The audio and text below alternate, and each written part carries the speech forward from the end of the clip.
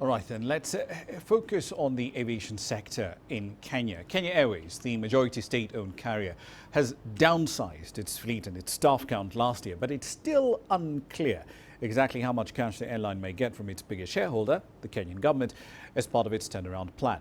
However, it is betting on a combination of revenue from cargo, expansions into Central Africa, and a gradual shift to productivity-linked pay to remain as a going concern.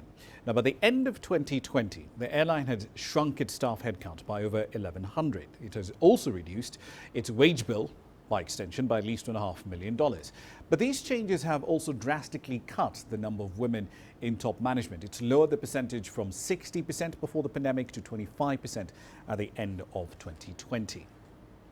Now, the airline also had a cash burn rate of roughly $2 million a day in 2020, even as passenger traffic fell by almost 66% and revenue per passenger kilometers fell by 73%. In 2020, the airline carried 1.8 million passengers, but a big chunk of that traffic was concentrated in the first quarter of the year.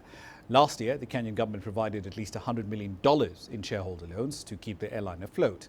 Earlier today, I spoke to the airline's CEO, Alan Kilavuka. He started our conversation by pointing out that he expects the airline will exceed its cargo traffic this year compared to the nearly 42,000 tons that it moved in 2020. And even our load factors are still quite low, averaging about between 55 to 60% across our network. So difficult still. However, I have to add that the team here has been working extremely hard to contain costs and conserve cash, because that is a big thing now. My own view and the view of the management and board is that what we need to do is to contain our costs for now, make sure that the airline is steady for the next 18 to 24 months. Last year, your cargo tonnage was around 49,000 tons. Will you be able to match that number this year? Yes, we will be able to surpass that number. We estimate that we'll move it by at least 30% on top of that because of increased capacity. Okay, what's your current cash burn rate? Because I'm just doing a very quick back of the envelope calculation, because if your operating costs last year were around 79, 80 billion Kenyan shillings, that works out almost 220 or so million shillings a day, about $2 million, give or take. Is that still the cash burn rate you're looking at for 2021? Yes, it is. But what we have done is to improve that, to improve the cash burn, is we've gotten into very good negotiations with our lessors. What that has helped us to do is to increase the cash payouts to lessors. So we changed the contract terms, amended the contract terms for 2021, so that what now we are paying out to them is only what we call flying by the hour or power by the hour. So it's almost like a pay-as-you-go approach, essentially. Pay as you go. Yeah, that's actually a simpler way to put it. And apart from the maintenance reserve, which of course we still need to pay, but in terms of the rental, we're paying by the hour. That is very important for us because it has helped us to conserve about $45 million for 2021.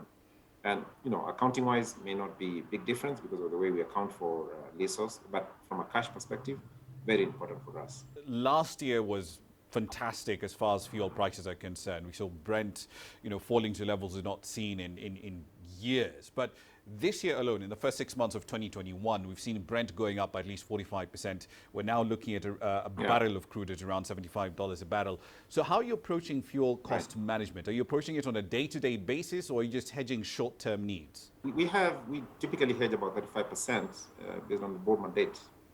Last year, exactly to your point, we didn't apply the hedge, and that was good. Now, that's particularly for the second half of the year.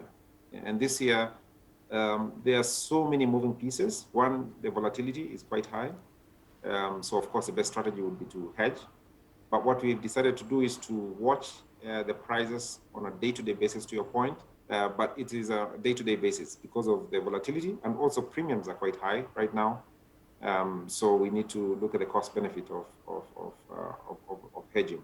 And I'll get to that in just a moment. But before we get into the growth side of things, the other thing that struck me about KQ is the fact that you're also at the heart of conversations with the IMF as well. Because one of the conditions with our $2.34 billion program is that we need to restructure. Some of the SOEs are essentially a drag on the public balance sheet. My question to you, though, is why was it necessary to bring in an external party to help the airline with this restructuring process? Because sitting as a Kenyan citizen, my argument would be your management, you know where the points are. We're trying to keep costs down. So why bring in a third party that's going to charge you more to essentially develop a restructuring plan? Rama, the answer to that is actually quite simple. Is because we were required to. I do agree with you. I have a lot of confidence in the strategies that we put into place. But remember, we are relying on external capital. We are relying on external funding, which is government in this case. So government also needs to be comfortable that we have our strategies, the ones we have presented to them, can be checked by a third party who is an expert in aviation and confirmed to be the right strategies. So they are not necessarily coming in to turn around the airline, because that has been a misconception, but they're coming in to look at the strategies that we put into place, agree with them, or maybe disagree with them, also give us additional feedback on where they think we can improve. When is the report expected to be out? It's end of July or is it end of June? Yes, correct.